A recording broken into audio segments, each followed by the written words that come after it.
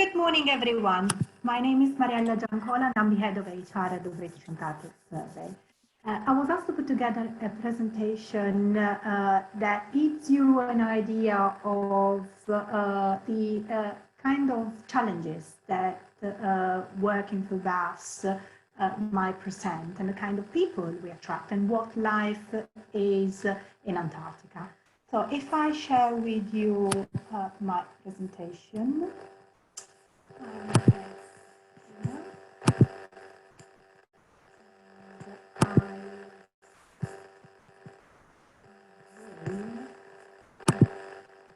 We tried to take the image off. That's fine. Don't worry. Okay. So BAS, its people and its challenges. So let's talk about me just a bit. I mean, I can't hide my accent, so I'm sure all of you will have realized by now that I come from Italy, and I'm almost all you would expect from an Italian. I love food. I talk with my hands, as you reminds me, every day, and I have a funny accent. I love my family and my friends. I'm very passionate and generous, and you can see it when I talk, and you can see when I'm upset as well. I don't like coffee. I don't drink wine. I've never watched Sopranos, so that might be the exception. I come from a small place on the Adriatic coast, which is called Barletta, and there's a picture of Barletta here. And I came over to the UK over 20 years ago, and I'm grateful for all the opportunities that this country has offered to me. However, I do miss the sea, and especially in winter. I think there is a magic connection between people who were born on the sea, and even in the winter, when I go back, I need to touch the sand and I need to touch the water. I've tried with a cam here, but it doesn't got the same impact. My career, I studied computer technology at college. Nobody believes that because I'm a nightmare when it comes to computers.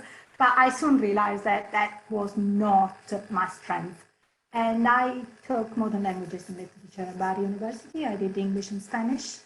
I did a master in intercultural human resource management in Cambridge when I moved over here. And the focus of my studies was the impact of diverse workforces in small high-tech companies. We're talking about more than 20 years ago, and at the time, talking about equality, diversity, and inclusion would raise a lot of funny faces, and people didn't realize what I was talking about. Then I completed a postgraduate diploma in human resource management, and I became a chartered HR professional. So I have worked over the course of the 20 years. I've worked for the NHS. I worked for the Wellcome Trust Sanger Institute, which is based in the outskirts of Cambridge and is a genome research and scientific institute, and I worked for BAS. I started as an administrator, progressive through the ranks, and I was appointed head of HR, and I had an amazing cake baked by my colleagues 3 or 4 years ago. I thought I will share with you my story. I applied for a position at BAS. It was an office-based position as an HR business partner in 2013. It was the end of June. And 2 months later, my manager at the time said, okay, Mariella, you're off to Antarctica. And I didn't even know what he was talking about. I didn't know what Antarctica was. I didn't know how you would get there. I didn't know what you would wear. Was there Wi-Fi on station? Because I needed to access my Facebook pages. So where was I going to sleep? Was it freezing? So questions that to many of you might seem trivial, but someone who is not a scientist, who hasn't chosen a career in Antarctica, can be pretty daunting. And we have a large number of people who join BAS to provide support who haven't planned to spend time in the polar region. So this is where you need to get and hop between places. So we left Cambridge, we went to London, from London to Madrid, from Madrid to Santiago, from Santiago to Punta Arenas, from Punta Arenas we rested, and then a twin otter took us 6 hours later to Prodera, one of the biggest stations in Antarctica. This is a picture of Punta Arenas, a lovely Chilean village, town. And then after a day in Punta Arenas, you are all packed up on the plane. There is no difference between people and cargo, as you can see. And at the time, I thought Ryanair was bad, but once you try, you regret not taking Ryanair. So, and this is what you admire. I think at that point, gradually the challenge and the enormous task of these remote places sunk in. And I arrived in Rotterdam. This is a picture of, this is what I saw when I arrived. So I want to stress that I applied to work in the office. When I joined Rotterdam, there were people who had been in Antarctica regularly, year after year, and to communicate how overwhelming it is for everyone coming from a different background, which is not polar science, to people who think it's normal to just walk from one building to another, passing penguins. It's a big task that HR has to do every day. This is the lake that you see from the window in the canteen, and those are some of the pictures I took while I was there. Now, BAS, I know we are talking about diversity.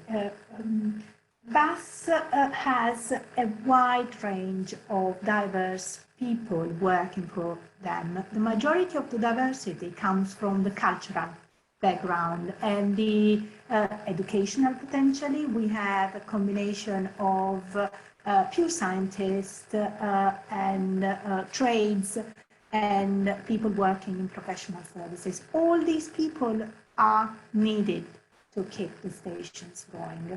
So when we talk about diversity, it's true that we need to work harder to improve our ethnic diversity.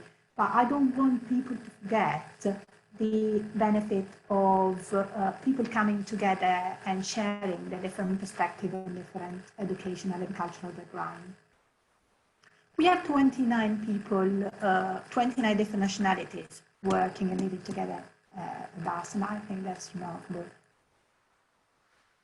The challenges we face every year when we support people in their field work or their, say in Antarctica, are homesickness, interpersonal relationship. Because of the living and working condition, relationship develop very quickly, and after the first few days, people who have never met before become your best friend. In the same way, if the relationship breaks down, it's very difficult then to overcome the challenges of intense feelings. Pressure to finish work, regardless of how long or short the season is, people go there with a lot of work to complete, data to collect that will need to be analyzed, and it's critical for their PhD studies, for their postgraduate studies and all sort of work, or for a grant. And for people who tend to visit the polar region regularly, especially who spent 1 or 2 winters there, it's more unlikely now that we have people spending 2 consecutive winters, but in the past we did. Then one of the biggest challenges is to go back to reality. A reality of bills, a reality of responsibilities after you have been living for more than 2 years in a place where the only responsibility you had was to contribute, to do your work and contribute to the cleaning and cooking chores. HR, along with the doctoring station, the welfare officers based in Cambridge or Swindon, are there to support staff through these challenges when things get tough. HR, a representative from HR will visit staff on station every year to support staff in any way we can. We tend to talk to the people who have spent the winter to understand how things went, whether they experienced any challenges, whether they felt supported. In many cases, their line manager will be based in Cambridge. So what we try or what we want to improve is the communication between people who are based in Rotherham and maybe other stations and the manager in Cambridge.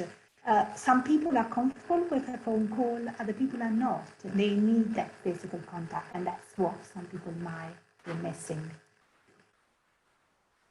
So, a few facts and figures. Our HR strategy is based on people. We couldn't do what we do without our staff. And it's not just, it's just people, you can replace them. I think what makes us great is the resilience and the strength that people have to keep going, despite all the challenges that any public sector funded organization might have. Challenges with limited fundings, the constraints of introducing processes that might work for people but not be supported by the shared services. So the creativity, the resourcefulness, the resilience have kept us going for many years and will.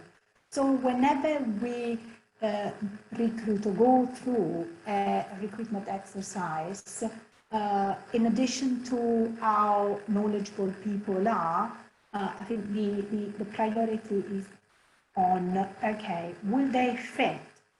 Will they be able to blend with the organization, retaining their identity, because we are grateful for that.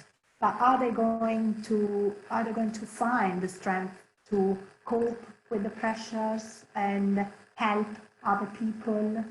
So our vision is to make us a great place where people feel valued, respected, and supported.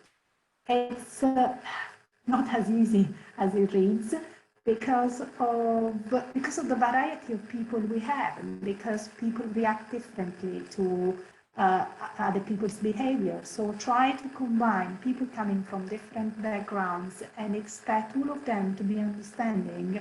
It's hard work.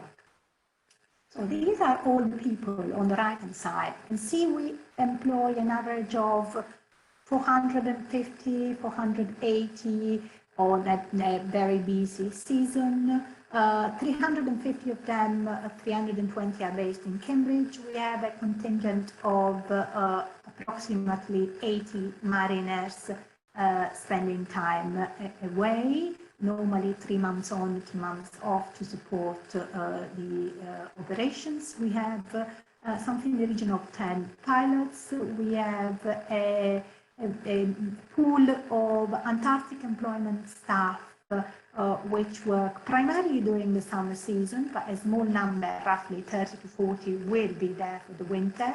We also have PhD students. We do not employ them. They come through the university. We are not an academic institution, but we are the only research institute which will expose PhD students to the reality or potentially of working in a commercial environment or industry. And we have a number of visiting scientists and fellows. Our journey towards a more inclusive and fairer bus. We started that journey over, I joined in 2013, so a few years ago. We started identifying what was hindering women's development opportunities and career progression. And we put together a program for unconscious bias and a program to support and gender balance. We also looked at disability awareness sessions focusing on neurodiversity, and we have had speakers talking about their experience. A couple of them were scientists, was mathematicians as well, talking about how they fit in the workplace and what kind of help the employer can offer to support them. We have also pledged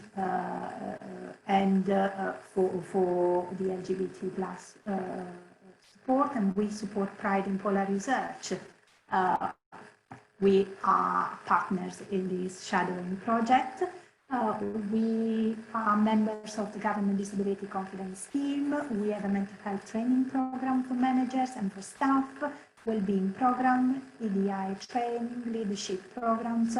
So a lot of programs to support, which wouldn't work without the active participation and drive of champions and members of staff who want things to improve. That was me. I'll stop sharing. I don't know if you need